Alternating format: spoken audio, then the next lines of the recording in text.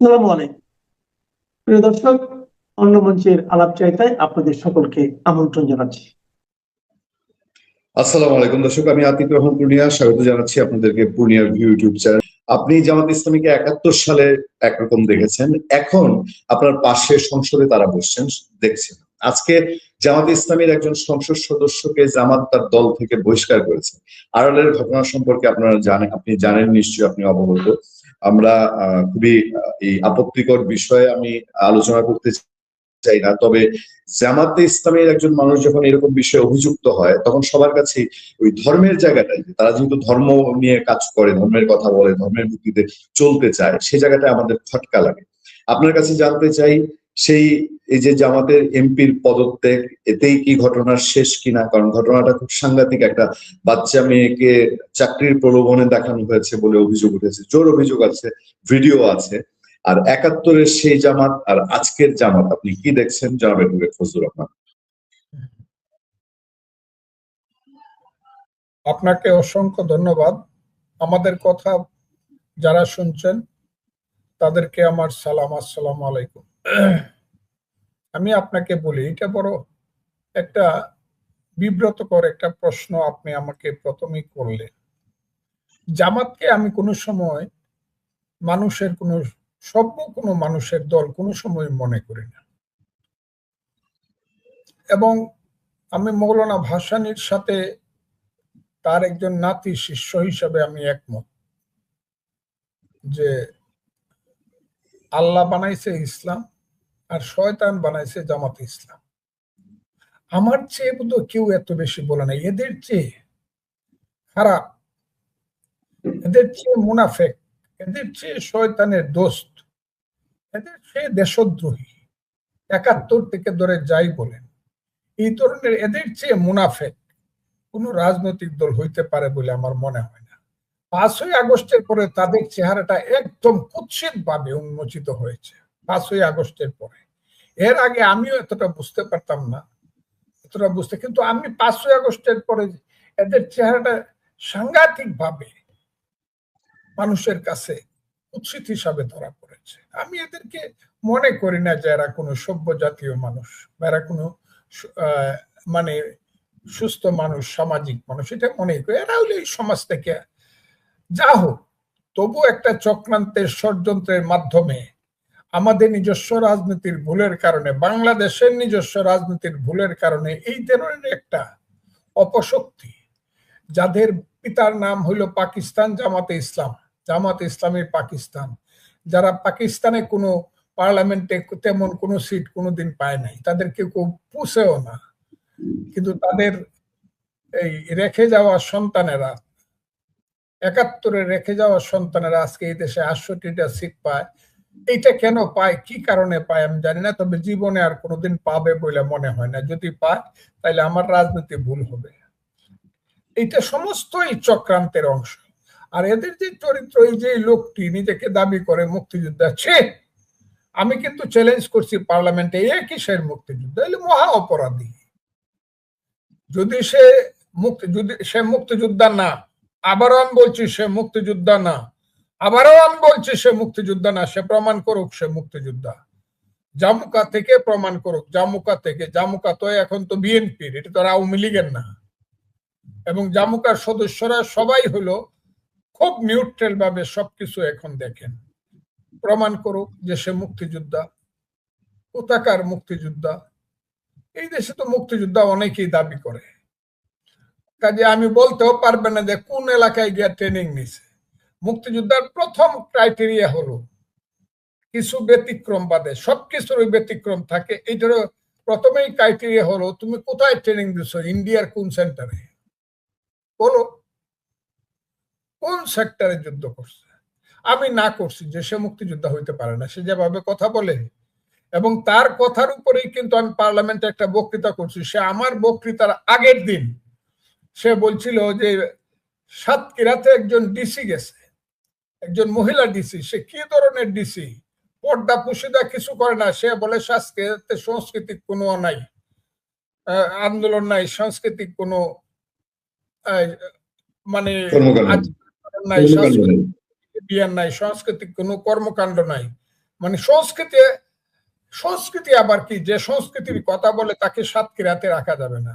এর পরের দিনে আমি কিন্তু উত্তরে বলছিলাম যে সংস্কৃতি বিশ্বাস করে না সে সভ্য না, যে জাতির জীবনে সংস্কৃতি নাই সে অসভ্য জাতি। ওইটা কিন্তু ওর কথার উপরে বলছিলাম। সেই যে মহিলা ওইটাই মাথায়, বললাম। মহিলা ওইটাই মাথায় কাপড় দেয় না, সেই লোকটির আজকের, আমি আর বেশি আগাবো না, সেই লোকটির যা একজন আমার নাতনি সমা একজন অসহায় মেয়ের প্রতি যে আচরণ মানুষ দেখলো, সবাই দেখলো, ও তো পশু, ও তো অমানুষ। এবং তার ক্যারেক্টারের সমসাময়িক ক্যারেক্টার হইল জামাতের সবার, এটা আমার ধারণা। এবং আমি প্রমাণ করতে পারবো অনেককেই এরা এরকমই। কথাটা বুঝেন, মাদ্রাসাগুলোর দিকে তাকায় দেখেন এখন কি হচ্ছে। তারা যে একটা দিয়ে মাদ্রাসা, অমুক মাদ্রাসা, তমুক মাদ্রাসা, এই সব কিছু মিলা টিলা, এদের চরিত্রের যে গুণাবলী এগুলা কইয়া শেষ করা যায় না। কাজে আমি মনে করব যে জামাত তাকে বাইর করে দিয়া নিজেদের পাপ কিছুটা স্খলন করার চেষ্টা করছে। ভবিষ্যতে সেটা দেখা দিবে তারা মানুষকে ধোঁকা দিছে নাকি সঠিকভাবে বহিষ্কার করছে। তবে আমি মনে করি এই লোকটি যদি আরো কিছুদিন পৃথিবীতে বেঁচে থাকে, সে যদি মানুষের ঘরে জন্ম নিয়ে থাকে, তার আর পার্লামেন্টে মুখ দেখানো ঠিক না। আর পার্লামেন্টও তাকে আর গ্রহণ করা ঠিক না, কারণ এই লোকটি পার্লামেন্টে থাকলে দুর্গন্ধ ছড়াবে এবং সারা পৃথিবীর মানুষ চায়ে দেখবে এইখানে একজন দর্শক বসে আছে, একদম বাস্তব জলজ্যান্ত দর্শক পার্লামেন্টে বসে আছে। এবং দুর্ভাগ্যক্রমে আমার সিটের থেকে তার সিটের দূরত্ব মাত্র 5 ফুট। বিপদটা ওই জায়গাতে।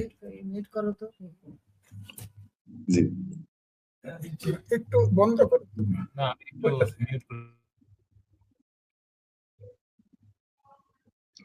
দর্শক, আমরা কথা বলছিলাম জনাব অ্যাডভোকেট ফজলুর রহমানের সাথে। আপনারা জানেন বীর মুক্তিযোদ্ধা, এবং আমাদের সোশ্যাল মিডিয়ায় আজকে প্রচন্ড গুঞ্জন, কেউ কেউ বলছেন রাষ্ট্রপতি মোহাম্মদ শাহাবুদ্দিন চুপ্পু, জি তিনি হয়তো, জি।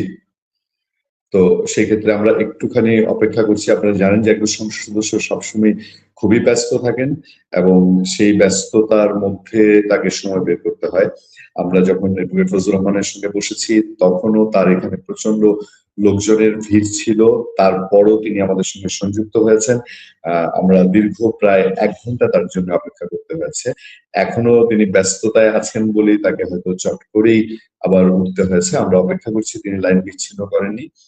আপনারা নিশ্চয়ই অ্যাডভোকেট ফজলুর রহমানের মূল্যবান আলোচনা শুনবেন। তবে যে আলোচনাটি আমাদের শুরুতে আমি হেডলাইনে যুক্ত করেছি যে জি, জনাব ফজলুর রহমান ফিরে এসেছেন, আমরা আবার মনোযোগ দিয়ে তার বক্তব্য শুনবো। জি জি জি।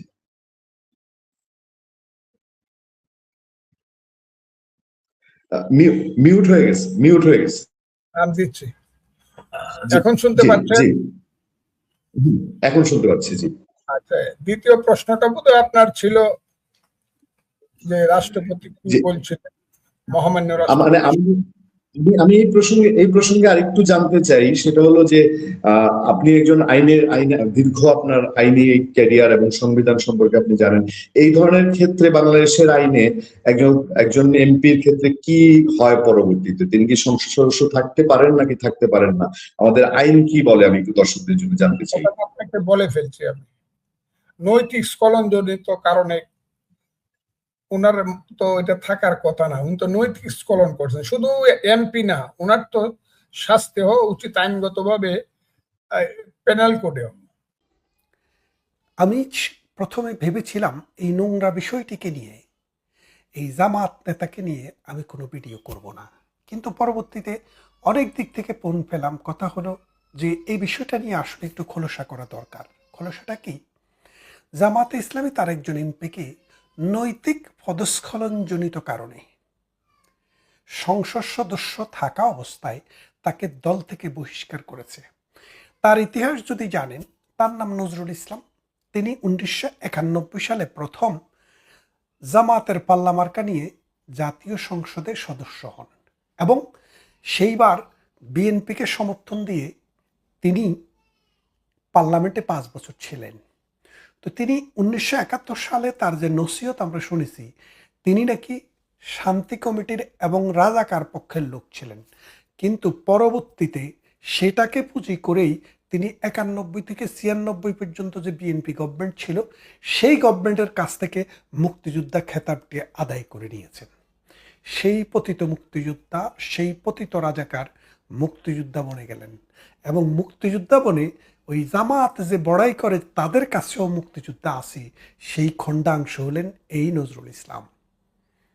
এই নজরুল ইসলাম নিয়ে আমাদের কুমিল্লার নাঙ্গলকোট উপজেলার বাঙ্গড্ডা ইসলামিয়া মাদ্রাসার একজন টিচার নাম রফিকুল্লাহ আফসারি, বাড়ি সম্ভবত নোয়াখালী। এই নোয়াখালীর এই ভদ্রলোক এই তাকে নিয়ে, তাকে সমর্থন করে, তাকে আল্লাহর পেয়ারা বন্দা বলে লক্ষ লক্ষ ইসলামের মানে প্রেমিক মানুষের কলিজা বলে তিনি ওমর আলী এবং উসমানের জীবনী নিয়ে একটু কাহিনী করলেন। আমরা শুনলাম সেটি। আবু বকরের জীবন নিয়ে কাহিনী করলেন, আমরা সেটা শুনলাম। আর প্রেগনেন্ট শব্দটি না বলে তিনি প্রেগনেন্ট শব্দটি ব্যবহার করলেন। মাশাআল্লাহ, ওনার যে জ্ঞানের বহর সেটা আপনারা দেখে আস্তে আস্তে আরো পুলকিত হবেন, মুগ্ধ হবেন। ডক্টর ইউনূসকে তিনি মানে আল্লাহর পক্ষ থেকে পাঠানো এক ফেরেশতা হিসেবে বর্ণনা করেছিলেন। তো সেই অবস্থায় আজকের বাংলাদেশে দাঁড়িয়ে যে অবস্থাটি চলছে, আমি কিন্তু জামাতকে অন্তত ধন্যবাদ দিতে চাই এই কারণে যে তারা এই পার্কে এই দুশ্চরিত্র একটা মানুষকে দল থেকে বহিষ্কার করেছে। এটা একটা দিক। আরেকটা দিক হলো জামাতে ইসলামীর এই নেতা, জামাতের বিচ্ছিন্ন কোনো ঘটনা নয়। প্রত্যেকটা মসজিদে, মুক্তবে, মাদ্রাসায়, হেফজখানায়, এতিমখানায় প্রতিনিয়ত আপনারা যে বলৎকারের ঘটনা দেখছেন, এটা কিন্তু 1971 সালকে বারবার আমাদেরকে মনে করিয়ে দিচ্ছে। 1971 সালে যুদ্ধ চলাকালীন সময়ে জামাতের রাজাকার আল বদর আল শামসরা মানে খুবই শক্তিশালী ছিল এবং তারা সেই সময়ে বাংলাদেশের এই 56,000 বর্গ মাইলে যেখানে যেভাবে পেরেছে নারী পুরুষ নির্বিশেষে ধর্ষণ, খুন, বলৎকারে লিপ্ত ছিল। এটা আমাদের অনেকে বিশ্বাস করেননি, আমাদের অনেকের কাছে এটা গাল গল্পের মতো ছিল। কিন্তু ইউনূস সরকার ক্ষমতায় আসার পর থেকে আজকে পর্যন্ত যে 2 বছর সময় গেল, এই 2 বছরের ভিতরে জামাত সেটা সত্য বলে প্রতিষ্ঠা করে দিয়েছে। এবং খেয়াল করে দেখেন, আরো একটা এখানে কিন্তু আপনাদের ভয় মুক্তির আরো একটা কারণ, যেই হারে ছেলেকে বলৎকারের কাহিনী চলছিল, এই ঘটনার পর অন্তত পক্ষে বাংলাদেশের মানুষ এটা অন্তত কিছুটা হলেও স্বস্তি পেয়েছে না। তারা শুধু পুরুষের প্রতি আগ্রহী না, তারা নারীর প্রতিও আগ্রহী আছে। তার মানে এই সামুদ জাতির মতো ওই এই যে লূত আলাইসাল্লামের জাতির মতো সমকামী হয়ে যে দেশ ধ্বংস হয়ে যায়, রাষ্ট্র ধ্বংস হয়ে যায়, আল্লাহর গজব পড়ে যায়, সেটা থেকে মুক্ত হয়ে অন্তত নারীর প্রতি যে তারা একটু চোখ দিচ্ছে, এতে অন্তত ওই ধ্বংস থেকে আপনারা কিন্তু বেঁচে গেছেন বলে ধরতে পারেন। এখন বিষয়টা হচ্ছে, জামাতে ইসলামীর এই ভদ্রলোকে সাদা কাপড় দিয়ে মানে সামিয়ানাটা নিয়ে নারীদের সাথে দেখা না করে এই পাশ থেকে কথা বলেন, ওই পাশে শোনা যায়। আর যখন ভেতরে যান তখন আর কিছু থাকে না। দেখলেন তো বিষয়টা। এবং এটাই জামাতের আসল চরিত্র। জামাতের আপনি টপ টু বটম নেতাদেরকে একটু খোঁজ করি, আপনি যদি সিসি ক্যামেরা লাগাই দিতে পারেন, আপনি কিন্তু আরো বহু পাবেন। জামাত থেকে এগুলা বাইর হয় কম। কেন কম বাইর হয় আমি বলি, এর কারণ হচ্ছে জামাত একটি ক্যাডার ভিত্তিক সংগঠন। এই ক্যাডারগুলোকে ট্রেন করা হয় যে তুমি তোমার উপরের দিকে তাকাবা না, তুমি তোমার জায়গায় থাকো, ওখানে কি হচ্ছে তুমি সেটা দেখতে পারবা না। যার কারণে এগুলা আপনার কাছে আমার কাছে আসে না। কিন্তু জামাতের ভিতরে অহরহ প্রতিনিয়ত এই ঘটনা ঘটে যাচ্ছে, কারণ ইসলাম তাদের মুখে আছে, তাদের জীবনে নেই। এখন জামাতের এই এমপি সারা বছর মানুষকে বলেছেন আল্লাহর আইন সৎ লোকের শাসন চায়, তারা ইসলামী আইন কায়েম করতে চায়। এখন নৈতিক পদস্খলন জনিত কারণ বললেও যে কারণটি, যে ঘটনাটি ঘটেছে, এটা কিন্তু জেনা, এটা কিন্তু ধর্ষণ, বা এটা জেনা, ব্যভিচার। তো ব্যভিচারের শাস্তি কোরআনে আছে 100 দোরা।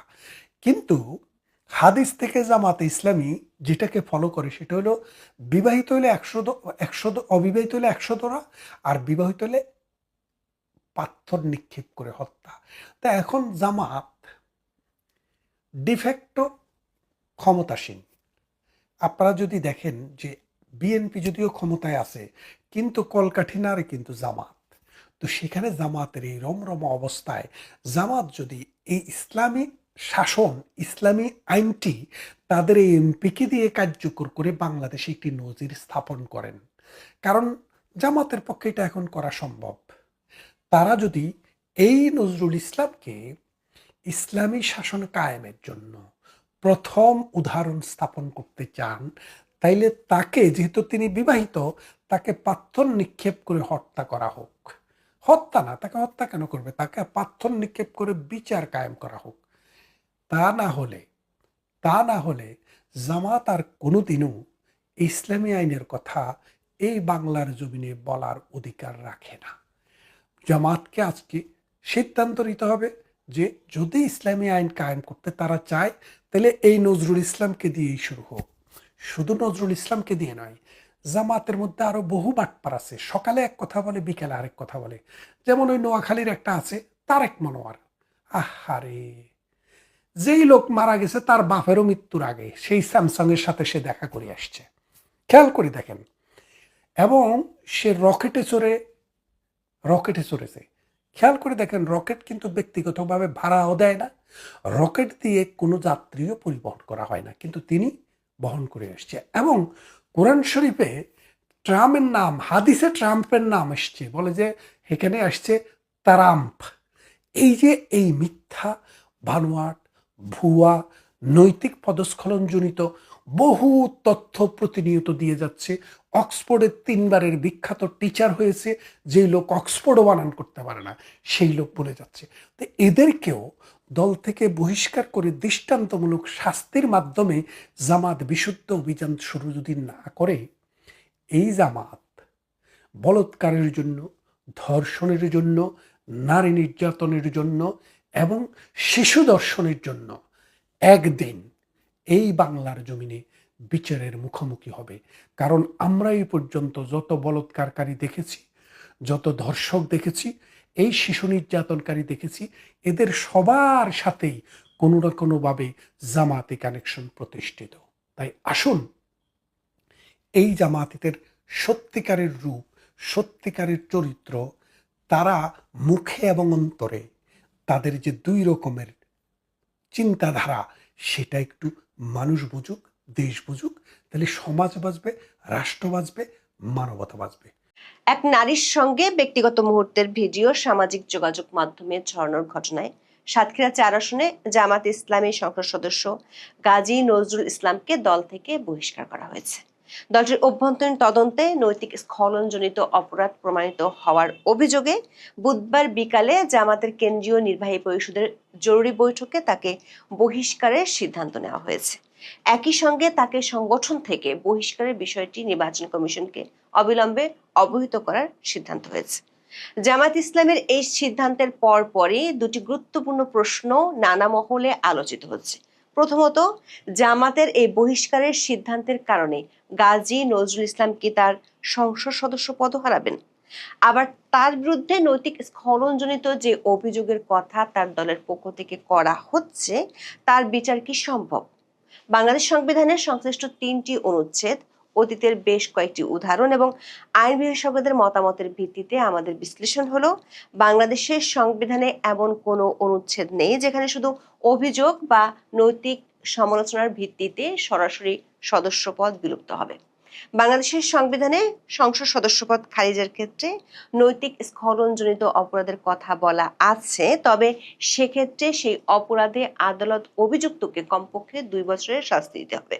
আবার দল বহিষ্কার করলেই হবে না, যদি গাজী নজরুল ইসলাম নিজে দল থেকে পদত্যাগ না করেন কিংবা সংসদে দলের সিদ্ধান্তের বিরুদ্ধে ভোট না দেন তাহলে তার সংসদ সদস্যপদ খারিজের আশঙ্কা খুবই কম। তরুণীর সঙ্গে ব্যক্তিগত মুহূর্তের ভিডিও সামাজিক মাধ্যমে ভাইরাল হওয়ার পরই জামাতে ইসলামীর সংসদ সদস্য গাজী নজরুল ইসলামকে ঘিরে নানা আলোচনা ও বিতর্ক শুরু হয়। ভিডিওগুলো সোমবার বিকেল থেকে সামাজিক মাধ্যমে ছড়াতে শুরু করে। প্রথম দিকে ফেসবুকে তার সমর্থনে কেউ কেউ এটি এআই ব্যবহার করে তৈরি করা হয়েছে উল্লেখ করে পাল্টা প্রচারণা শুরু করেন। পরদিন দ্য ডিসেন্ট এবং রিউমার স্ক্যানারের মতো কয়েকটি ফ্যাক্ট চেকিং প্রতিষ্ঠান দাবি করে যে ভিডিও এআই দিয়ে বানানো নয়।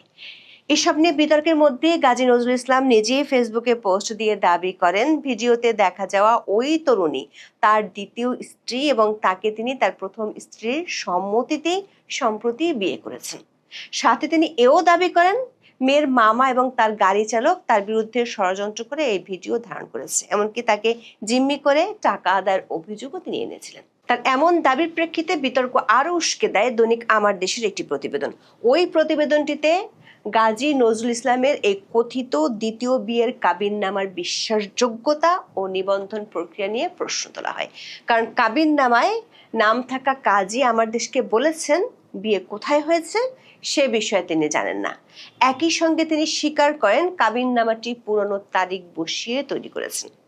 জামাত ইসলামের পক্ষ থেকে প্রথমে পরিস্থিতি পর্যবেক্ষণ করে দলীয় তদন্তের প্রেক্ষিতে ব্যবস্থা নেয়ার কথা বলা হয়। দলটির একাধিক সূত্র বলছে অনলাইন অফলাইনে ব্যাপক সমালোচনা ও বিতর্কের জন্ম দেয় গাজী নজরুল ইসলামের বিরুদ্ধে ব্যবস্থা নিতে দলটির অভ্যন্তরীণ জোর দাবি উঠেছিল। শেষ পর্যন্ত 22শে জুলাই দলটির আমির ডক্টর শফিকুর রহমানের সভাপতিত্বে জামাতের নির্বাহী পরিষদের বৈঠক অনুষ্ঠিত হয়। সংবাদ মাধ্যমের নজর এড়াতে বুধবার রাজধানীর মিন্টু রোডে বিরোধী দলীয় নেতার সরকারি বাসভবনে জামাতের নির্বাহী পরিষদের এই বৈঠকটি হয়। বৈঠক শেষে দলটির পক্ষ থেকে সংবাদ বিজ্ঞপ্তির মাধ্যমে আনুষ্ঠানিকভাবে সিদ্ধান্ত জানানো হয়। সংবাদ বিজ্ঞপ্তিতে বলা হয় সাতক্ষীরা 4 আসনের সংসদ সদস্য গাজী নজরুল ইসলামকে নিয়ে বিভিন্ন সংবাদ মাধ্যমে প্রকাশিত খবরের পর সাংগঠনিক তদন্তে তার নৈতিক স্খলন প্রমাণিত হয়েছে। তাকে জামাতের গঠনতন্ত্রের 62 ধারা অনুযায়ী দল থেকে বহিষ্কারের সিদ্ধান্ত হয়েছে। তাকে সংগঠন থেকে বহিষ্কারের বিষয়টি নির্বাচন কমিশনকে অবিলম্বে অবহিত করার সিদ্ধান্ত হয়। 3 বার এমপি গাজী নজরুল ইসলাম জামাতের কেন্দ্রীয় মজলিসের শুরা সদস্য। তাকে জামাতের রুকন বা সদস্য, কেন্দ্রীয় শুরা সহ সব পদ থেকে স্থায়ী বহিষ্কার করা হয়েছে বলে জানিয়েছেন দলটির নেতারা। জামাতের গঠনতন্ত্রের 62 নম্বর ধারায় বলা আছে কোনো সদস্য বা রুকন জামাতের নিয়ম শৃঙ্খলা ও নীতিসমূহের পরিপন্থী কাজ করেন বা এমন কোনো কাজ করেন যাতে জামাতের নৈতিক প্রভাব ক্ষতিগ্রস্ত কিংবা জামাতের মর্যাদা ক্ষুণ্ণ হয় অথবা সংগঠনের উদ্দেশ্য, লক্ষ্য এবং ইসলামের ঈমান ও আকীদা পরিপন্থী কোনো পার্টি বা প্রতিষ্ঠানের সঙ্গে সম্পর্ক রাখলে জামাতের আমির কেন্দ্রীয় নির্বাহী পরিষদের পরামর্শক্রমে জামাতের যে কোনো সদস্য বা রুকনকে জামাত থেকে বহিষ্কার করতে পারবেন।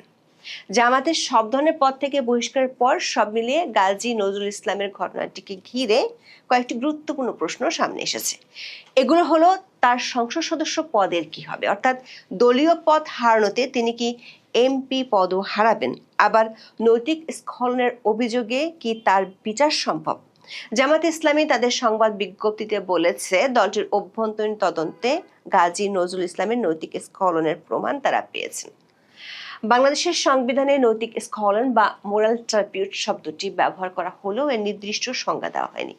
বাংলা ভাষায় নৈতিক স্খলন বলতে সাধারণত এমন আচরণকে বোঝায় যা সামাজিক বা নৈতিকভাবে গ্রহণযোগ্য নয়। সাধারণভাবে বিচার ব্যবস্থায় এই শব্দটি এমন অপরাধ বোঝাতে ব্যবহৃত হয় যেখানে প্রতারণা, অসততা, দুর্নীতি, জঘন্য অনৈতিকতা বা সামাজিকভাবে গুরুতর অপরাধমূলক আচরণ জড়িত থাকে। তবে কোনো অপরাধ মোরাল ট্রাইবিউটের মধ্যে পড়বে কিনা সেটি প্রতিটি মামলার প্রকৃতি, প্রযোজ্য আইন এবং আদালতের ব্যাখ্যার উপর নির্ভর করে। অর্থাৎ কোনো বিতর্কিত ব্যক্তিগত আচরণকে সাধারণ মানুষ নৈতিক স্খলন বললেও আদালত সেটিকে একইভাবে দেখবে এমন নয়। সে কারণে আইন বিশেষজ্ঞরা মনে করেন জামাতের দলীয় সিদ্ধান্ত শেষ পর্যন্ত আদালতে গৃহীত হলে এবং তাতে যদি তার কমপক্ষে 2 বছরের শাস্তি হয় তাহলে বাংলাদেশ সংবিধানের 66 এর 2 নম্বর অনুচ্ছেদ অনুযায়ী তার সংসদ সদস্যপদ খারিজ হতে পারে। আইন বিশেষজ্ঞরা মনে করেন আইন সবসময় নৈতিকতার ভিত্তিতেই সিদ্ধান্ত দেয় না, অর্থাৎ কোনো ব্যক্তি সমাজের চোখে অনৈতিক কাজ করলেও সেটি যদি আইনের দৃষ্টিতে অপরাধ হিসেবে প্রমাণিত না হয় তাহলে তার বিরুদ্ধে স্বয়ংক্রিয়ভাবে সাংবিধানিক শাস্তি কার্যকর হয় না। এর কারণে রাজনৈতিক বা সামাজিক বিতর্ক এবং আইনি পরিণতি দুইটি ভিন্ন বিষয়। বাংলাদেশ সংবিধানের ৬৬-২, ৬৭ ও ৭০ অনুচ্ছেদে নৈতিক স্খলন নিয়ে উল্লেখ আছে। এই ৩টি অনুচ্ছেদ বিশ্লেষণ করলে দেখা যায় অভিযুক্ত ব্যক্তি যদি নিজ থেকে পদত্যাগ করেন তাহলে তার সদস্যপদ বাতিল হতে পারে এবং ওই আসনটি শূন্য বলে গণ্য হতে পারে। তবে দল থেকে যদি বহিষ্কার করা হয় তাহলেও তিনি সদস্যপদ হারাবেন কি না তা নিয়ে সংবিধানে স্পষ্ট করে উল্লেখ নেই। সেখানে কয়েকটি নির্দিষ্ট কারণের মধ্যে উল্লেখ করা হয়েছে অভিযুক্ত যদি নৈতিক স্খলন সম্পৃক্ত কোনো কারণে ফৌজদারি অপরাধের দোষী সাব্যস্ত হন এবং কমপক্ষে ২ বছরের কারাদণ্ড পান তাহলে সদস্যপদ বাতিল হতে পারে। তবে এক্ষেত্রে তা স্পষ্ট করে দেওয়া নেই। বাংলাদেশের সংবিধান অনুযায়ী দেশটির সংসদ সদস্যদের অপসারণের ক্ষেত্রে একটি নির্দিষ্ট আইনি কাঠামো অনুসরণ করা হয়। সংবিধানের ৬৭ অনুচ্ছেদে বলা হয়েছে কয়েকটি নির্দিষ্ট কারণে সংসদ সদস্যের আসন শূন্য হতে পারে। সংসদ সদস্যের নিজ থেকে পদত্যাগ করলে বা সংসদের অনুমতি ছাড়া টানা ৯০ কার্যদিবস অনুপস্থিত থাকলে পদ বাতিল হয়। এছাড়াও সংবিধানের ৬৬ অনুচ্ছেদের কোনো অযোগ্যতা অর্জন করলে অথবা সংবিধানের ৭০ অনুচ্ছেদ অনুযায়ী দলত্যাগ বা দলীয় সিদ্ধান্তের বিরুদ্ধে ভোট দেওয়ার মতো পরিস্থিতি তৈরি হলে আসন শূন্য হতে পারে। এর অর্থ হলো সংসদ সদস্যপদ শূন্য হবে যদি কোনো সদস্য যে রাজনৈতিক দলের মনোনয়নে নির্বাচিত হয়েছেন সেই দল থেকে স্বেচ্ছায় পদত্যাগ করেন অথবা সংসদে দলীয় সিদ্ধান্তের বিরুদ্ধে ভোট দেন। এক্ষেত্রে দলীয় বহিষ্কার বা সাংগঠনিক ব্যবস্থা নেওয়া হলে ৭০ অনুচ্ছেদের অধীনে স্বয়ংক্রিয়ভাবে সংসদ সদস্যপদ বাতিল হওয়ার সুযোগ নেই। এছাড়া সংবিধানের ৬৬-৪ অনুচ্ছেদ অনুযায়ী কোনো সংসদ সদস্য নির্বাচনের পরে অযোগ্য হয়েছেন কিনা এ নিয়ে বিরোধ দেখা দিলে বিষয়টি নির্বাচন কমিশনের কাছে যায়। নির্বাচন কমিশন শুনানি নিয়ে সিদ্ধান্ত দেয়। আইন বিশেষজ্ঞদের মতে সংবিধানে পদত্যাগ ও দলের বিপক্ষে ভোট দেওয়া এই দুটি শর্ত খুব স্পষ্টভাবে উল্লেখ থাকলেও দল থেকে বহিষ্কার হলে পদের ভবিষ্যৎ কি হবে সে বিষয়ে উল্লেখ নেই। আর এই অস্পষ্টতার সুযোগে অতীতে বিভিন্ন সংসদ সদস্য বহিষ্কৃত হওয়ার পরও পুরো মেয়াদ পূর্ণ করার সুযোগ পেয়েছেন। দেখা যাচ্ছে গাজী নজরুল ইসলামের সংসদ সদস্যপদ আইনগত ও সাংবিধানিকভাবে স্বয়ংক্রিয়ভাবে ঝুঁকির মুখে নয়। দল তার বিরুদ্ধে কঠোর সাংগঠনিক সিদ্ধান্ত এমনকি বহিষ্কারের সিদ্ধান্ত নিলেও শুধু সেই কারণে তার সংসদ সদস্যপদ বাতিল হবে না। তবে তিনি যদি নিজ দল থেকে পদত্যাগ করেন সেক্ষেত্রে সংবিধানের ৭০ অনুচ্ছেদ অনুসারে অথবা পরবর্তীকালে এমন কোনো আইনগত পরিস্থিতির সৃষ্টি হয় যাতে তিনি সংবিধানের ৬৬ অনুচ্ছেদ ও প্রযোজ্য আইনের অধীনে সংসদ সদস্য থাকার অযোগ্য হয়ে পড়েন তাহলে সংবিধানের নির্ধারিত প্রক্রিয়ায় তার সদস্যপদের প্রশ্ন নিষ্পত্তি হবে। সংসদ সচিবালয়ের সূত্রে জানা গেছে বিএনপি নেতৃত্বাধীন ৪ দলীয় জোটের আমলে ৮ম জাতীয় সংসদে বিএনপির নির্বাচিত সংসদ সদস্য আবু হেনাকে দল থেকে বহিষ্কার করা হয়েছিল। তার সংসদ সদস্যপদ থাকবে কিনা বিষয়টি নিয়ে প্রশ্ন উঠলে তখন সংবিধানের ৭০-এর ১ অনুচ্ছেদ অনুযায়ী আবু হেনার সদস্যপদ রাখার সিদ্ধান্ত নেন তৎকালীন স্পিকার জমিরুদ্দিন সরকার। দল থেকে বহিষ্কার হলেও তার সদস্যপদ বাতিল হয়নি। আওয়ামী লীগের নেতৃত্বাধীন মহাজোট সরকারের আমলে ৯ম জাতীয় সংসদে একই ধরনের ঘটনা ঘটে। সাতক্ষীরা ৪ আসন থেকে নির্বাচিত HM গোলাম রেজাকে তার দল জাতীয় পার্টি থেকে বহিষ্কার করলেও তার সংসদ সদস্যপদ বহাল ছিল। ২০০৮ সালের জাতীয় সংসদ নির্বাচনে পটুয়াখালী ৩ আসন থেকে আওয়ামী লীগের সাংসদ নির্বাচিত হন গোলাম মওলা রনি। পরে আওয়ামী লীগ থেকে তাকে বহিষ্কার করা হয়, তবে গোলাম মওলা রনির সংসদ সদস্যপদ বহাল ছিল এবং তিনি ২০০৮ থেকে ২০১৪ সালের মেয়াদ শেষ করেছিলেন। তবে অন্য একটি নজিরও আছে। ২০১৪ সালে নিউ ইয়র্কে বিতর্কিত মন্তব্যের কারণে আওয়ামী লীগের মন্ত্রী আব্দুল লতিফ সিদ্দিকীকে মন্ত্রিসভা ও দল থেকে বহিষ্কার করা হয়। পদ থাকবে কিনা তা নিয়ে নির্বাচন কমিশন যখন আইনি শুনানির প্রস্তুতি নিচ্ছিল ঠিক তখনই ২০১৫ সালের ১ সেপ্টেম্বর তিনি সংসদে আবেগঘন বক্তব্য দিয়ে নিজেই পদত্যাগ করেন। ফলে ইসির কোনো আইনি আদেশে নয়, নিজ ইচ্ছে পদত্যাগের মাধ্যমে তার আসন শূন্য হয়। আবার 2021 সালে ফোন কল কেলেঙ্কারির পর তৎকালীন প্রধানমন্ত্রী শেখ হাসিনার নির্দেশে তথ্য প্রতিমন্ত্রীর পদ ছাড়তে হয় ডক্টর মুরাদ হাসানকে। জামালপুর জেলা আওয়ামী লীগও তাকে দল থেকে অব্যাহতি দেয়, কিন্তু সংবিধানে সরাসরি বহিষ্কারের পদ বাতিলের বাধ্যবাধকতা না থাকায় এবং মুরাদ হাসান নিজে পদত্যাগ না করায় তার সংসদ সদস্য পদে কোনো প্রভাব পড়েনি। এই কারণে 2018 থেকে 2024 মেয়াদের পুরোটা সময় একাদশ জাতীয় সংসদের সদস্য ছিলেন মুরাদ হাসান। বিশ্লেষকরা মনে করেন বিদ্যমান সাংবিধানিক কাঠামো অনুযায়ী দলীয় সিদ্ধান্ত যতই কঠোর হোক না কেন, কোনো সংসদ সদস্য নিজে পদত্যাগ না করলে বা সংসদে দলের বিপক্ষে ভোট না দিলে কেবল বহিষ্কারের অজুহাতে তার সংসদ সদস্য পদ বাতিল করা আইনত বেশ জটিল। তবে জামাতের একটি সূত্র বলছে, যেভাবে তার ভিডিও ভাইরাল হয়েছে এবং ঘটনাটি নিয়ে নানান বিতর্ক ছড়িয়েছে, তারপর গাজী নজরুল ইসলামের সংসদ সদস্যপদ বহাল থাকলে সেটি দলটির ইমেজের জন্য খারাপ বার্তা দিবে। দলটির সিনিয়র নেতারাও চান না গাজী নজরুল ইসলামের সংসদ সদস্যপদ থাকুক, তবে বিতর্ক এড়াতে তারা বিষয়টি নির্বাচন কমিশনের হাতে ছেড়ে দিয়েছেন। নির্বাচন কমিশন জানিয়েছে এ বিষয়ে আনুষ্ঠানিক কোনো নোটিশ তারা পায়নি, পেলে বিধি অনুযায়ী ব্যবস্থা নেবে। রাজনীতির প্রতিপক্ষকে শত্রু ভেবে তাদেরকে বিনাশ করার জন্য, একেবারে নিঃশেষ করার জন্য যে প্রচেষ্টা, তা কোনোভাবেই রাজনৈতিক শিষ্টাচার, রাজনীতির রেওয়াজ, রীতি, ঐতিহ্যের সঙ্গে সামঞ্জস্যপূর্ণ নয়। 1975 সনে প্রতিপক্ষ মনে করে বঙ্গবন্ধুকে সপরিবারে নির্মমভাবে হত্যা করার ঘটনা, 2004 সালের 21 অগস্ট শেখ হাসিনাকে তার দলীয় নেতৃবৃন্দ সহ বিনাশ করার জন্য রাষ্ট্রীয় পৃষ্ঠপোষকতায় রাষ্ট্রীয় বাহিনী, রাষ্ট্রীয় যন্ত্র ব্যবহার করে একই প্রচেষ্টা চালানো হয়। সেই ঘটনাকে ভিন্ন খাতে প্রবাহিত করার জন্য জজ মিয়া কাহিনী সহ মামলার আলামত ধ্বংস করে দেওয়া, পরবর্তীতে বিচার প্রক্রিয়াকে প্রভাবিত করে পরিত্রাণ নেওয়া হলেও ওই যে ক্ষত, ওই যে বিভাজন, যে প্রতিপক্ষকে একেবারে বিনাশ করে দেওয়া হবে, এই ক্ষত কিন্তু শেষ হয় না। 2024 সাল কিন্তু তারই ধারাবাহিকতায় জুলাই আগস্টের আন্দোলনের নামে ভয়াবহ সহিংসতা, সন্ত্রাস, মেটিকুলাস ডিজাইনে শেখ হাসিনা এবং তার বোনকে হত্যার চেষ্টা করে সফল না হয়, পরবর্তীতে বিচার বিভাগকে ব্যবহার করে ট্রাইব্যুনালকে মনগড়া প্রক্রিয়ার ভিতর থেকে শেখ হাসিনাকে মৃত্যুদণ্ড দেওয়ানো আরেকটি প্রচেষ্টা। 75-এর ঘটনা, 2004-এর অগস্টের ঘটনা এবং 2024-এর ঘটনা একই সূত্রে গ্রথিত। রাজনীতির প্রতিপক্ষকে বিনাশ করার জন্য এই যে লিঙ্ক অফ চেইন ধারাবাহিকতার মধ্য থেকে যে ঘটনা প্রবাহ, এর পরিণাম কখনোই ভালো হবে না। কারণ মনে রাখতে হবে, আঘাত করলে প্রতিঘাত হবেই হবে। ইতিহাস কিন্তু তাই সাক্ষ্য দেয়। একটি অঙ্গুলি হেলন করলে 3টি অঙ্গুলি কিন্তু নিজের দিকে ফিরে থাকে।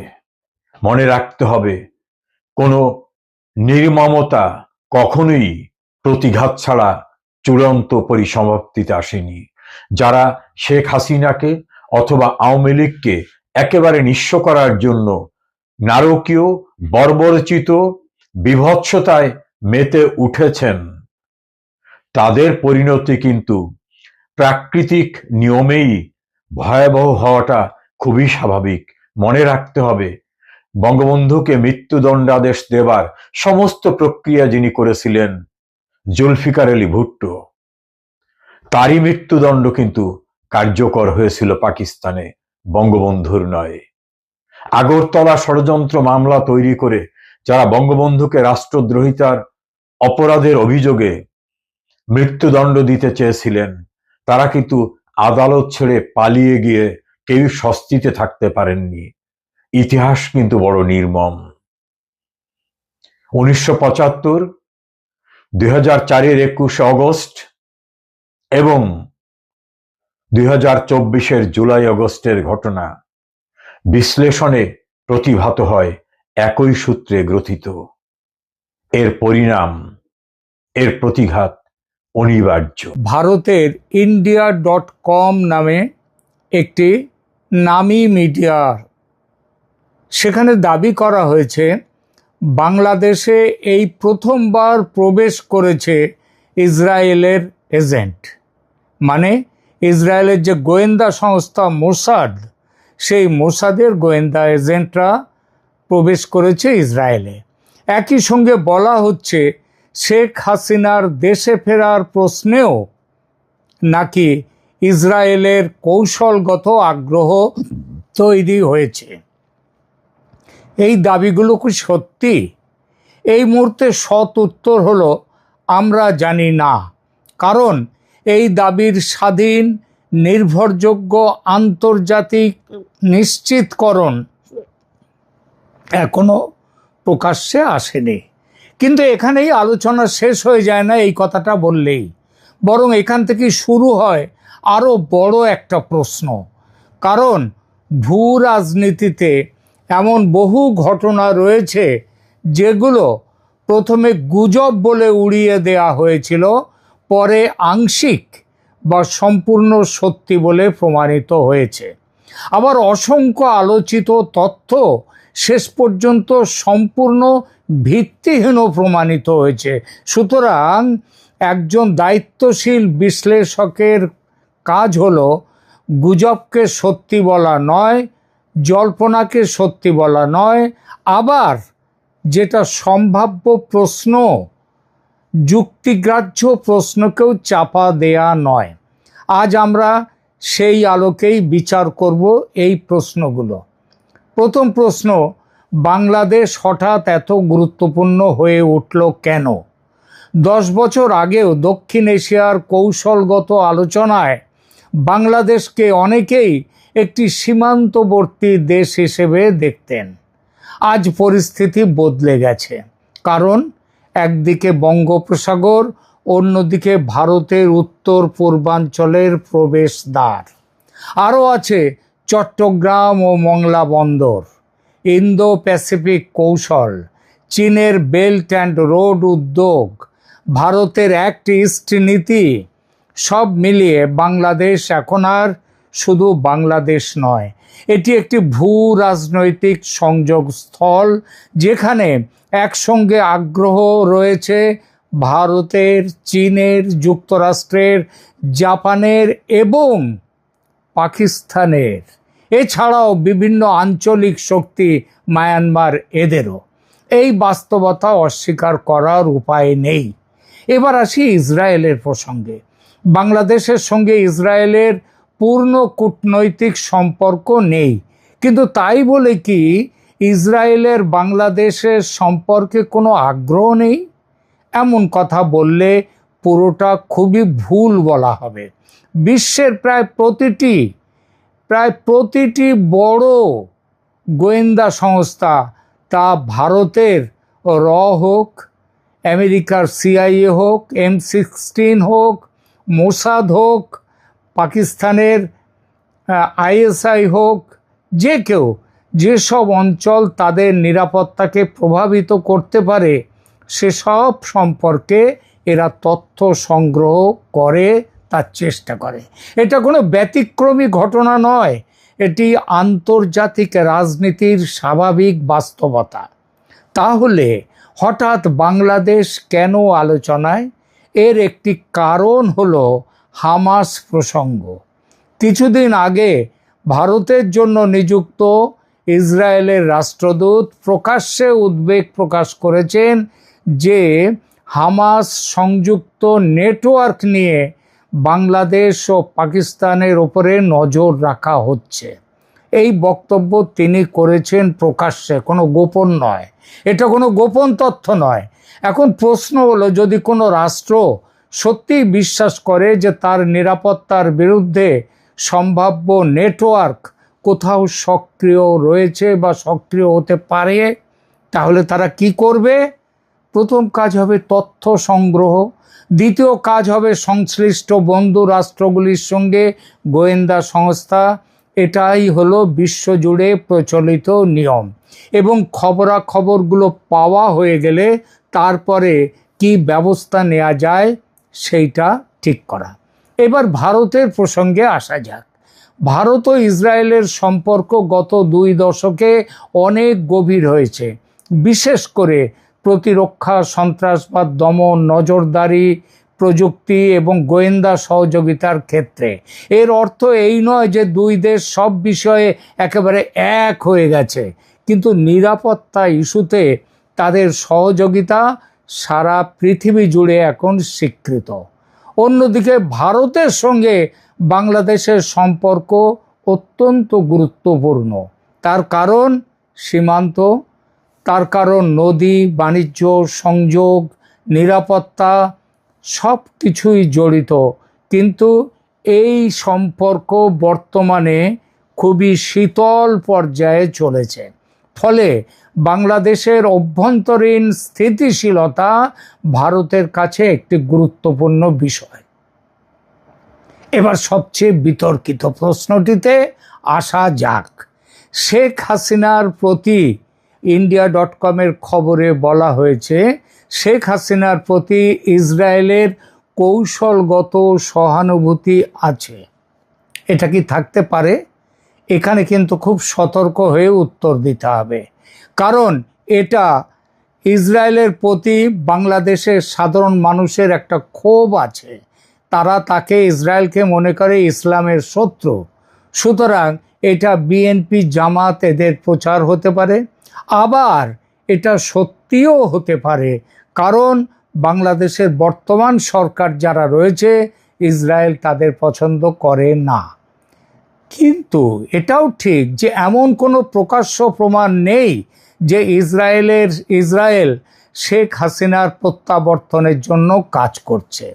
বিশ্লেষকরা একটি প্রশ্ন তুলতেই পারেন, যদি কোনো রাষ্ট্র মনে করে যে কোনো সম্ভাব্য রাজনৈতিক পরিবর্তনের ফলে আঞ্চলিক নিরাপত্তা বা জঙ্গি সংগঠনের কার্যকলাপের ঝুঁকি আছে, তারা স্বাভাবিকভাবেই পরিস্থিতি গভীরভাবে পর্যবেক্ষণ করবে এবং যাতে জঙ্গি সংগঠন, মৌলবাদ এরা প্রশ্রয় না পায়, আঞ্চলিক নিরাপত্তা যাতে ব্যাহত না হয়, সেই জন্যে প্রয়োজনীয় ব্যবস্থাও তারা নেবে। এটি একটি সাধারণ কৌশলগত বিশ্লেষণ। এটি কি কোনো নির্দিষ্ট অপারেশনের প্রমাণ বলা যাবে না। এবার আসি, এখানে একটা প্রশ্ন, ইসরায়েল মানে আমরা একসাথে ধরি, ইসরায়েল মানেই হচ্ছে যুক্তরাষ্ট্র বা আমেরিকার বি টিম। আবার অনেকে মনে করেন অ্যাকচুয়ালি ইসরায়েল মানে ইহুদিরা, তারা চালায় যুক্তরাষ্ট্রকে। যেই এ টিম হোক বা বি টিম হোক, অনেকেই মনে করেন ইসরায়েল যেখানে আমেরিকাও সেখানে। বাস্তবতা কিন্তু একটু জটিল। হ্যাঁ, এটা ঠিকই, যুক্তরাষ্ট্র ইসরায়েল ঘনিষ্ঠ মিত্র, কিন্তু প্রতিটি আঞ্চলিক ইস্যুতে 2 দেশের অগ্রাধিকার এক নয়।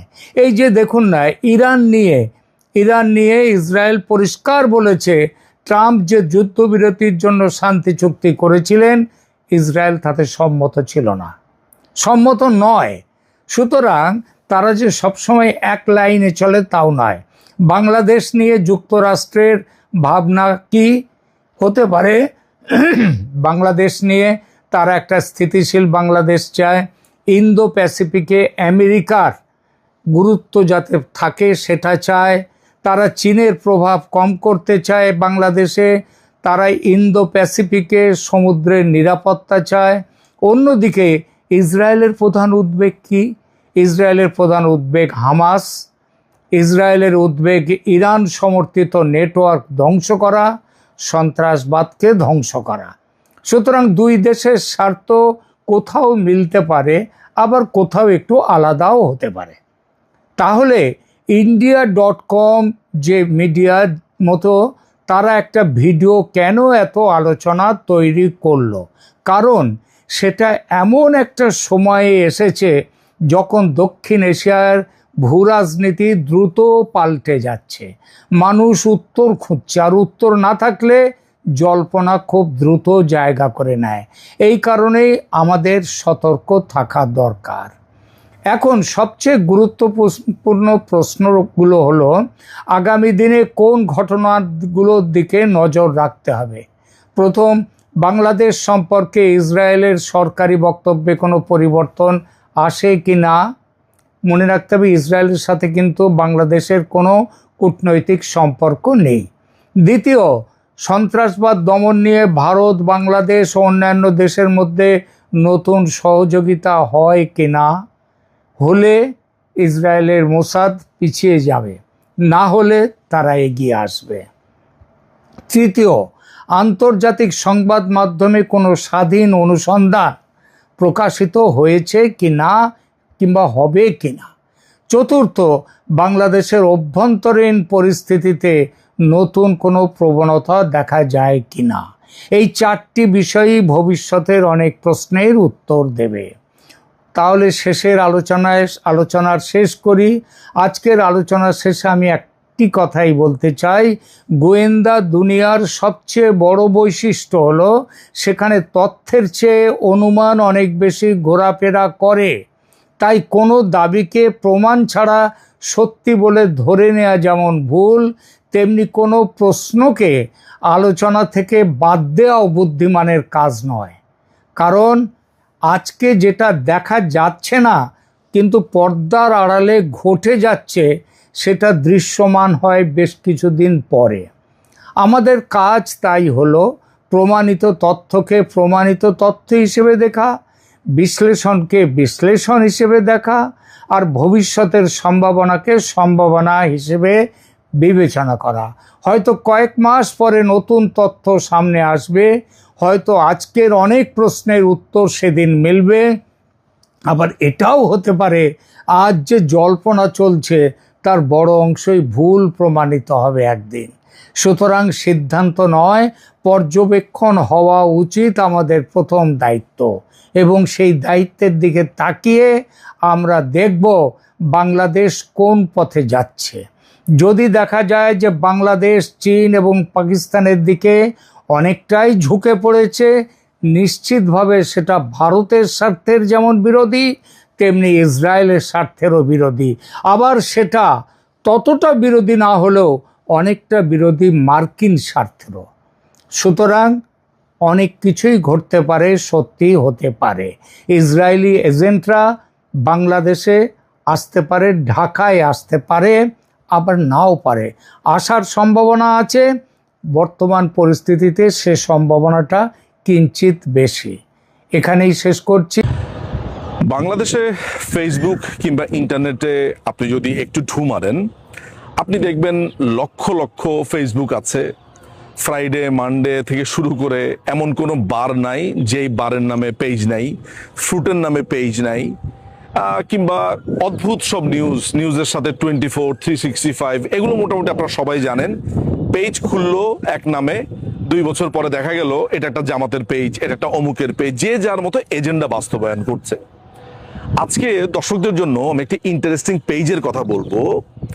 এরা যতটা না বাস্তবায়ন করছে, এরা কাজ করছে অন্য একটি রাষ্ট্র এবং কিছু সংস্থার হয়ে।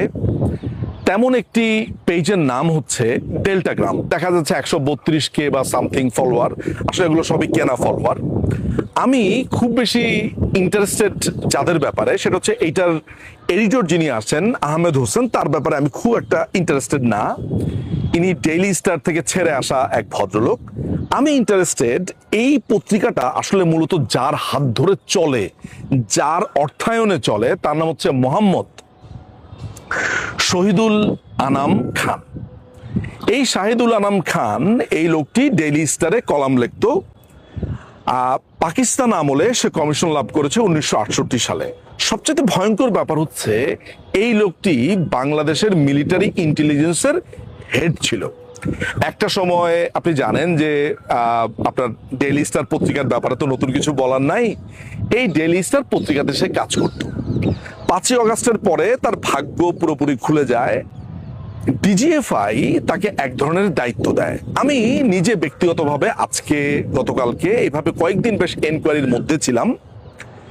ডিজিএফআই এবং মিলিটারি ইন্টেলিজেন্স, যদিও তাদের ভেতরে ইন্টারনাল নানান রকমের রেষারেষি আছে, অনেক কিছু আছে, সেগুলো অন্য আলোচনা, কিন্তু এই দুইটা সংস্থা মিলে আজব সত্য আজব ঘটনা হলো এটা সত্য যে এই শাহিদুল আনাম খানকে তারা একটা প্রজেক্ট দিয়েছে এই ডেল্টাগ্রাম পেজে গেলে আপনি দেখবেন সবকিছুই অ্যান্টি ইন্ডিয়া লেখা। এটা একটা স্বাভাবিক প্রক্রিয়া হিসেবে আমি ধরে নিয়েছি, এটা ঠিক আছে। কিন্তু এই ডেল্টাগ্রামের কাজটা কি করছে তারা? ইন্টারেস্টিং যে ব্যাপারটা হচ্ছে সেটা হচ্ছে যে এই শাহিদুল আনাম খান এর সাথে পাকিস্তানি এমবেসির যেই আনিল আসগার যে সেকেন্ড সেক্রেটারি কালচারাল সাইটটা যে দেখে, আপনারা যদি মনে করতে পারেন আমার আগের ভিডিওটা যে 4 জন আইএসআই এজেন্ট কাজ করছে, এই আনিল আসগারও এই লোকটাকে দেখাশোনা করছে এবং ফান্ড দিচ্ছে। আমার কাছে যে তথ্যটা এসেছে সেই তথ্যটা হচ্ছে এমন, সে রিটায়ার্ড আর্মি অফিসার, ও মূলত হচ্ছে ইকবাল করিম ভুইয়া অর্থাৎ সাবেক সেনা প্রধান। এই ইকবাল করিম ভুইয়ার একেবারে ন্যাওটা চামচা টাইপের একটা লোক, যারা দীর্ঘদিন রাওয়াকে ব্যবহার করে সরকার উৎখাতের নানান ধরনের কাজ তারা করে যাচ্ছিল। 5ই আগস্টের পরে তাদের প্রচন্ড ভূমিকা ছিল এবং আর্মি অফিসারদেরকে রাস্তায় নামা, আর্মি অফিসাররা যাতে কোনো ধরনের অ্যাকশনে যেতে না পারে, এই ধরনের তার একটা ব্যাপক ভূমিকা ছিল। কিন্তু মুশকিলটা হচ্ছে এই লোকটা কার হয়ে কাজ করে? এই লোকটা ইন্টারেস্টিংলি কাজ করে হচ্ছে একেবারে কমপ্লিটলি আমেরিকান এবং আইএসআই এর হয়ে, অর্থাৎ আমেরিকা থেকে তার ডিরেকশন আসে, আইএসআই এর এখানে যে আনিল আসগার আছে এ তার দেখাশোনা করে। অন্যদিকে এখন বর্তমান যে মিলিটারি ইন্টেলিজেন্স এবং ডিজিএফআই যে পিএমআরসি যেটা আছে, যারা মিডিয়া উইংটা দেখে, এরা তাদেরকে নানান ধরনের ফিড দেয়।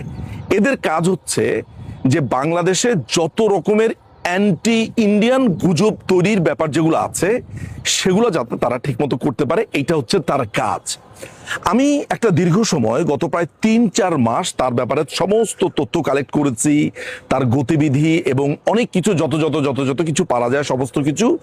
এই লোকটি পাকিস্তানে ভ্রমণ করেছে এবং পাকিস্তানে সে প্রায় 7 দিনের মতো সেখানে ছিল।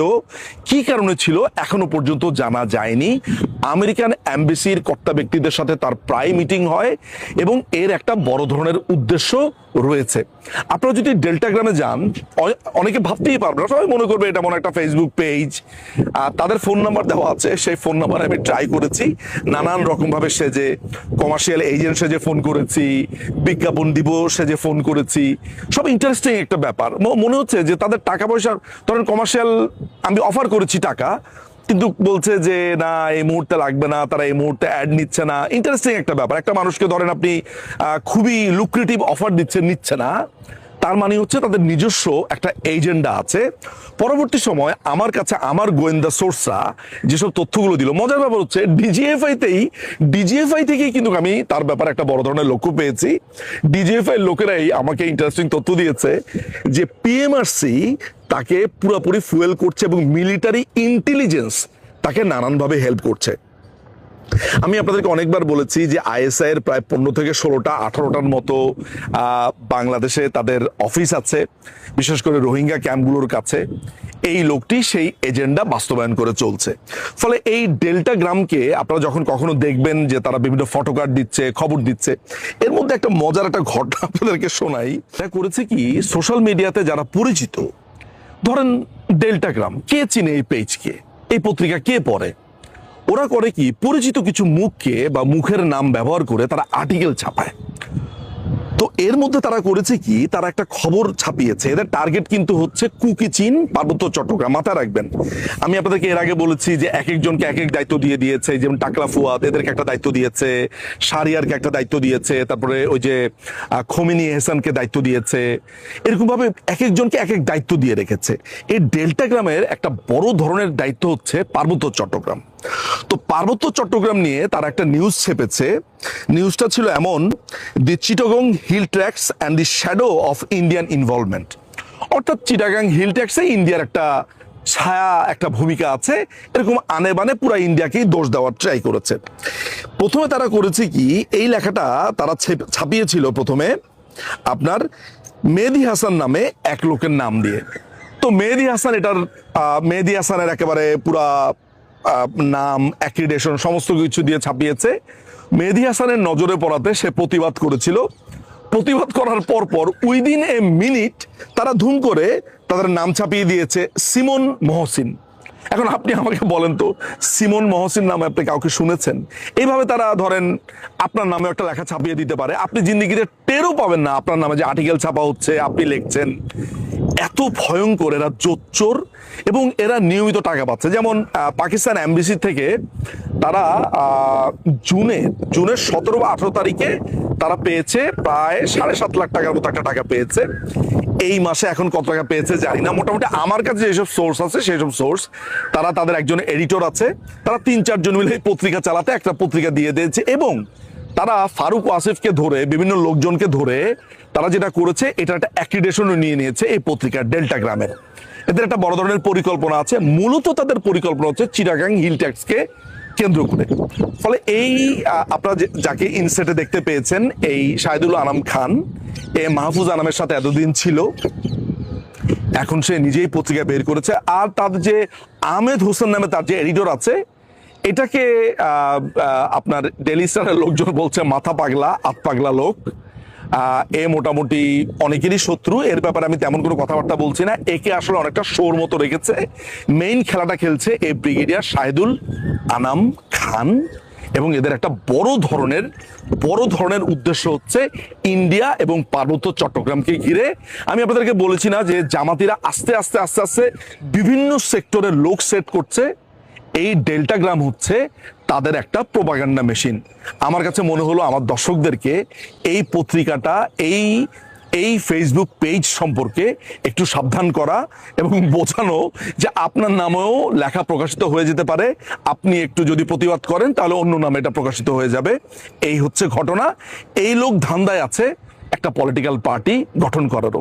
এই যে আপনার অবসরপ্রাপ্ত আর্মি অফিসার, এগুলোর কোনো কাজ নেই, এগুলোর কোনো কিছু নাই। কেউ আপনার সিকিউরিটি অফিস বানায়, কেউ এইটা বানায়, আর কেউ এই শাহিদুল আলম খানের মতো এই ধান্দাবাজি করে এই পাকিস্তানি এমবিসির সাথে মিলে টাকা পয়সা নিয়ে এই দেশবিরোধী অপপ্রচার চালাতে থাকে।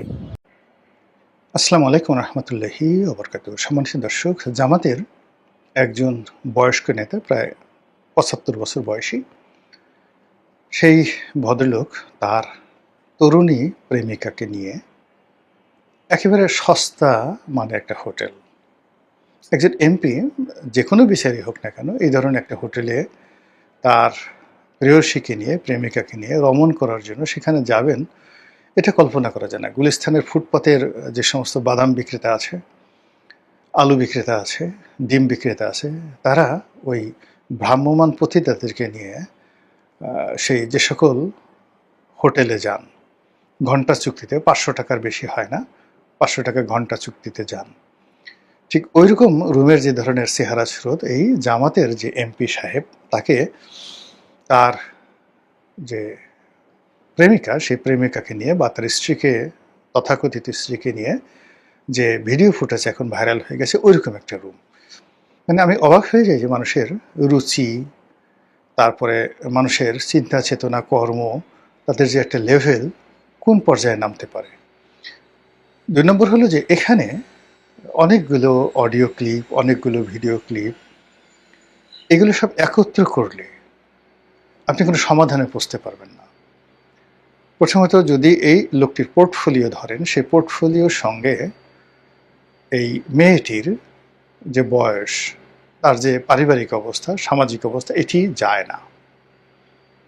2 নম্বরে মেয়েটা একেবারে বাচ্চা মেয়ে, 17-18 বছরের বাচ্চা মেয়ে, এই মানে এটা একেবারেই যায় না। এর সঙ্গে সম্পর্ক হলো কি করে? 2 নম্বর হলো যে ভিডিওতে যতটুকু দেখা গিয়েছে তাতে দেখা গেল যে এই বুড়ার সাথে মেয়েটার যে ফিজিক্যাল রিলেশন, সেই ফিজিক্যাল রিলেশন বা তারা পাশাপাশি বসছে, তাদের মধ্যে যে সম্পর্ক, এটা মনে হচ্ছে সহজাত। তারা একে অপরকে আদর করছে, একে অপরকে টিটকারি করছে, তারা খুনসুটি করছে এবং খুব সাবলীল। এটা আমাদের জন্য একটা চিন্তার বিষয় যে আমাদের এই যে যারা সুগার ড্যাডি খুঁজে, 18, 19, 20 বছরের মেয়েরা যারা 70 বছরের বেশি, এই যৌন পাগল, যৌন উন্মাদ, যৌন দানব, যৌন ষাঁড়, এই সমস্ত লোকের পিছনে যে এই কিশোরীরা ঘুরছে, এবং এটা আমাদের সমাজে আগে আমরা কখনো কল্পনা করতে পারতাম না, এটা অ্যাভেলেবল হয়ে গেছে। এবং এটা আমরা ধরা পড়েছে হয়তো পুরুষ শক্তিশালী বলে, কিন্তু যে কথাগুলো আমরা শুনছি যে কাউন্টার ঘটনাগুলো ঘটছে, অর্থাৎ 80 বছর 70 বছরের বুড়ি, তার পেছনে এইভাবে 21-22 বছরের গ্রাম থেকে উঠে আসা সাধারণ পরিবারের এরকম ছেলেরা এভাবে সুগার মাম্মি, অতৃপ্ত ভাবি, গুলশানের ভাবি, এদের পিছনে এভাবে ঘোরাফেরা করছে। এদের বাসায় যাচ্ছে, বাইরে বিভিন্ন হোটেলে অপকর্ম করছে। এর মধ্যে তো বেশ কয়েকজন এই ধরনের অপকর্ম করতে করতে মানে রীতিমতো ভাইরাল হয়ে পড়েছেন বাংলাদেশে, এতটা অশ্লীলতার পর্যায়ে চলে গেছে। তো এই যে সমাজের যে বিবর্তন, এবং সেখানে কোনো একটা মানুষকে ফাঁসানো, কোনো একটা মানুষকে অপদস্থ করা, সেই অপদস্থ করার হাতিয়ার যখন যৌনাঙ্গ হয়ে যায়, উলঙ্গপনা হয়ে যায়, যৌনতা হয়ে যায়, যেটাকে আমরা সেক্স বলি, তারপরে সেখানে যদি বিকৃত রুচি হয়ে যায়, পারভার্সন হয়ে যায়, তাহলে পুরো সমাজটা মুখ থুবড়ে পড়ে, আল্লাহর গজব সেখানে নাজির হয়ে যায়। জাস্ট একটা উদাহরণ দিই আপনাদেরকে। আওয়ামী লীগ জামানাতে একটা খুব মহাকেলেঙ্কারি ঘটেছিল। সেটা হলো ওয়েস্টিনে পাপিয়া কাণ্ড। পাপিয়া নামক একটা মেয়ে, যুবলীগের একটা মেয়ে, অনেকটা সেই সিনেমার সর্দান্নির মতো। সে হাতে ছড়ি নিয়ে ওয়েস্টিনের একটা প্রেসিডেন্সিয়াল শুটে বসে বিভিন্ন মেয়েদেরকে ভাড়া করে সেখানে সে রাখত। আর সে সকল মেয়েদের সঙ্গ লাভ করার জন্য আওয়ামী লীগের বড় মন্ত্রী, এমপি, সেক্রেটারি, সরকারের আমলা কামলা, এদের একটা বিরাট গ্রুপ সে ওয়েস্টিনে যেত, এবং সেখানে মদ খেয়ে তারা যে মাতলামোগুলো করত, এবং সেখানে তাদের যে বিকৃত যৌনাচারগুলো হতো, এবং ওই যৌনাচারকে এবং বিকৃত কর্মকাণ্ডকে, যাকে বলা হয়, প্রমোট করে এবং ওইগুলোকে অ্যাসেট বানিয়ে সেই পাপিয়া এবং তার সঙ্গে একটা সিন্ডিকেট ব্যবসা বাণিজ্য থেকে শুরু করে অনেক কিছু করত। এবং সেই ব্যবসাটা একটা দুটোর ব্যবসা না, হাজার হাজার কোটি টাকার ব্যবসা। এবং সেই ব্যবসাটার ফলে কি হতো, দেখা গেল যে নূর আলীর মতো মানুষ, মানে যে ওয়েস্টিনের মালিক, ইন্টারকন্টিনেন্টালের মালিক, এই সমস্ত মালিক এই পাপিয়াদের মতো মেয়েদের সাথে ঘুরত। এবং ওই সময়টাতে আওয়ামী লীগ জমানাতে আপনি দেখবেন কিছু কিছু মানুষের হাতে, এই পাপিয়া লেভেলের যারা লোকজন আছে, তাদের হাতে এত হাজার হাজার কোটি টাকার ব্যবসা বাণিজ্য চলে আসলো, যেগুলো আপনি মিলাতে পারবেন না। আপনি এসে একজন দেখেন তো, একজন শাহেদ, সে টাউট শাহেদ, কিংবা ধরুন একজন জিকে শামীম, এদের সাথে কি 3-4 হাজার কোটি টাকার বা কোনো বড় কোনো ব্যবসার বা শিক্ষার মানে কোনো সংযোগ আছে? How they got the business? কিংবা ধরুন একজন আন্ডার রফিক কি করে এই পর্যায়ে চলে গেল, কি করে তার সাথে বেনজিরের এত বন্ধুত্ব হয়ে গেল? এইভাবে যখনই দেখবেন যে একটা অসামঞ্জস্যকর, একটা অসাম সম্পর্ক, সেটা নারীর সঙ্গে পুরুষের হোক, রাজনীতিবিদের সঙ্গে ব্যবসায়ীদের হোক, সেখানে আপনি দেখবেন যেখানে পারভার্সন অফ সেক্স এটা থাকে, আর সেক্সটাকে ব্যবহার করা হয় যে ইনস্ট্রুমেন্ট হিসেবে। আওয়ামী লীগ জামানাতে বেশ কয়েকজন প্রভাবশালী আমলা, যারা সরকারের সব কিছু নিয়ন্ত্রণ করতো, পুলিশের ধরেন একজন, জাস্ট উদাহরণ হিসেবে দিলাম, আর্মির একজন, তো এদের পেছনে দেখা গেল যে ভারতীয়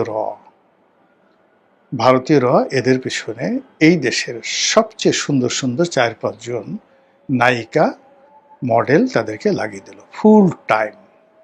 নাম বললাম না, একেবারে বাস্তব।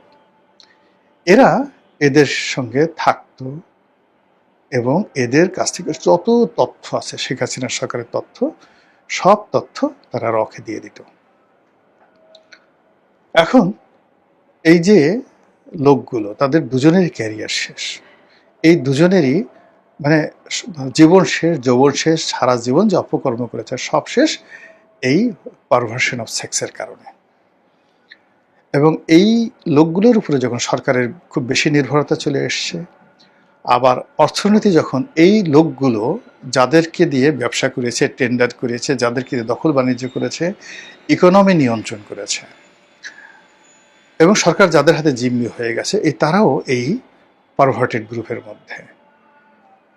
আওয়ামী লীগের যে সকল অলিগার শ্রেণী ছিল, সেই অলিগার শ্রেণীর এই শুরুটা কিন্তু এই পাপিয়া কাণ্ডের এখান থেকে, তার পাশে নায়িকা, গায়িকা, সেক্সুয়াল পারভার্সন এবং নিম্নমানের লোক দিয়ে ব্যবসা বাণিজ্য সবকিছু করে তারপরে সেই টাকার একটা অংশ শীর্ষ নেতাদের মাধ্যমে চলে যেত দেশের বাইরে।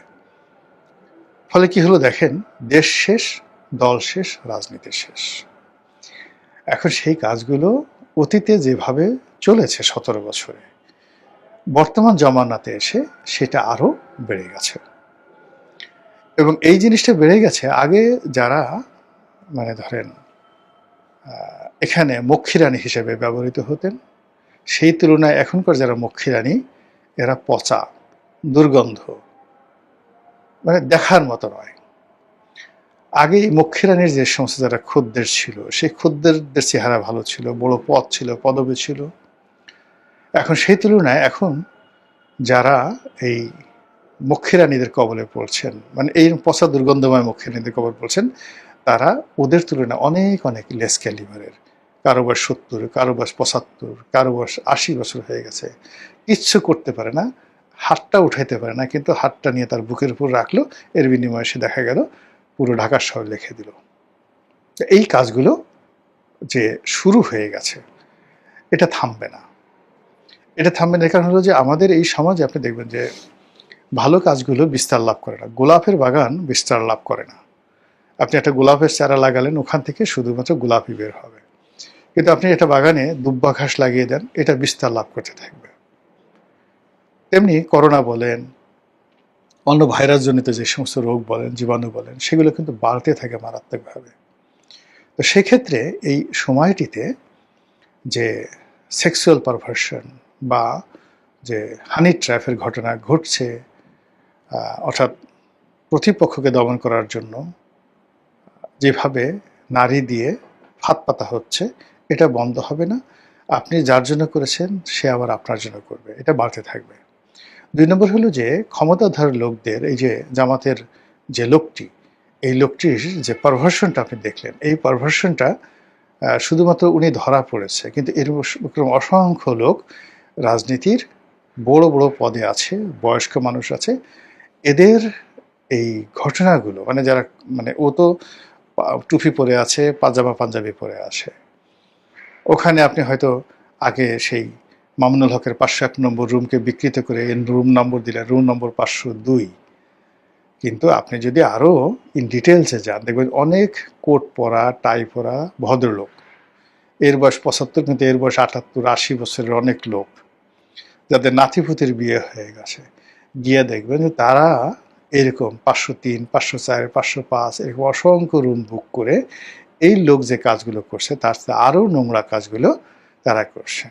জাস্ট একটা ছোট্ট উদাহরণ দিই। প্রভাবশালী একজন রাজনীতিবিদ, কোন দলের আমি বলবো না, প্রভাবশালী রাজনীতিবিদ, সে আর এক প্রভাবশালী মহিলা রাজনীতিবিদ, তরুণী, তার মেয়ের বয়সী তরুণী, প্রভাবশালী রাজনীতিবিদ, সুন্দরী, তাকে নিয়ে একটা হোটেলে, 5 স্টার হোটেলে গোসল করতেছে সেই বিকিনি পরে। বুড়ার বয়স ধরেন 73-74 বয়সী, সবাই চিনবেন তাকে। বুড়ার ছেলে সেখানে উপস্থিত হয়ে সে বাবাকে আচ্ছা মতো, বাবা এবং ওই যে তার বাবার প্রেয়সী এবং ওই মেয়েও, মানে কি বলবো, মন্ত্রী, এমপি, আর গেলাম না, এমন পিটনি দিছে সেই লোকের কাছে। মানে তারা এখন জাতির সামনে ধরেন বড় বড় কথা বলছে, এখন সেই লোক আপনি কি করে আপনি তার কাছ থেকে ভালো কিছু আশা করেন? ওই নারীর কাছ থেকে, ওই পুরুষের কাছ থেকে। আর এক নারী, সে দেখা গেল যে তার স্বামী মারা গেছে, অনেক বড় নেতা ছিল, দেখতে তরুণী না হইলেও, মানে চেহারা তো ভালো না হলেও আকর্ষণীয়। এখন সে মোটামুটি তার হেড অফিস সবসময় খুলেই রাখে, কেউ আসলে আর মানা নাই। এগুলো করে করে জায়গা মতো ক্ষমতা পেয়ে গেছে। এখন আপনি এই নারী এবং নারীর খদ্দেরদের কাছ থেকে আপনি কি আশা করেন বলেন? এখন এই জিনিসগুলো যখন মানে আপনি যখন একজনেরটা বের করছেন, এরকম ঘটনা আপনি ওই আওয়ামী লীগের আমলে এই সে বাবুর বাপের ঘটনা মনে নাই আপনাদের? এক নেতা আমেরিকার এক মহিলার সাথে সে পরকীয়া করছে এবং সেখানে সে সেই বাবুর মা বাবুর বাপ ওইটা নিয়ে খুব আলোড়ন সৃষ্টি হলো। সে লোক তো মরে নাই এখনো। তখন এই জিনিসগুলো যখন আরো সামনে আসবে উইথ ভিডিও, আপনি জামাতের লোককে বের করছেন, জামাত কি বসে থাকবে? তার কি লোকজন নেই? তার কি বট বাহিনী নেই? তারা এই জিনিসগুলো নিয়ে যখন আরো বেশি ঘাটাঘাটি হবে, তখন মানে আপনি যদি ন্যূনতম রুচিবোধ থাকে, যদি আপনার পরিবার থেকে আপনার সন্তান সন্ততি থাকে, আপনি বলবেন যে হে আল্লাহ, তাড়াতাড়ি জমিন ফাঁক করো, আমি মরে যাই এবং আমাকে কবরে ঢুকিয়ে দাও। এই দৃশ্য আমার আর দেখতে ইচ্ছা করছে না। মহান আল্লাহ আমাদেরকে অশ্লীলতা থেকে, অশ্রাব্যতা থেকে, অনিয়ম থেকে, দুর্নীতি থেকে, অনাচার থেকে, অবিচার থেকে, ব্যভিচার থেকে, জেনা থেকে আল্লাহ আমাদের সবাইকে হেফাজত করুন, দয়া করুন এবং আমাদেরকে রক্ষা করুন। আসসালামু আলাইকুম রহমতুল্লাহি ওয়া বারাকাতুহু।